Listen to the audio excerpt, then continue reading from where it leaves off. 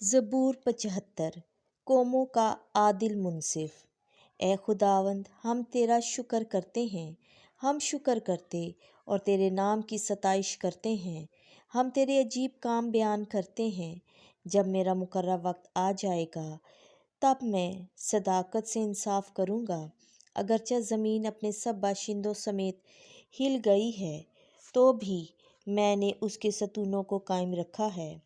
میں نے متکبروں سے کہا کہ تکبر نہ کرو، اور شریروں سے کہ سینگ بلند نہ کرو۔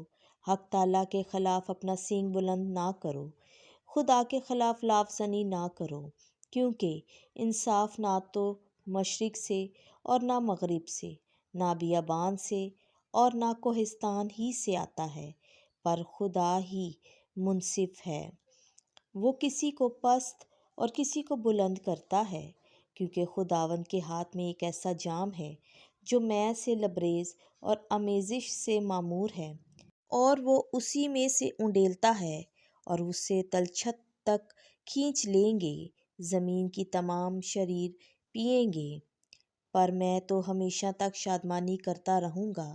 میں یعقوب کے خدا کی مدح سرائی کروں گا۔ میں تمام شریروں کے سینگ کاٹ ڈالوں گا، لیکن صادقوں کے سینگ بلند کیے جائیں گے۔ آمین۔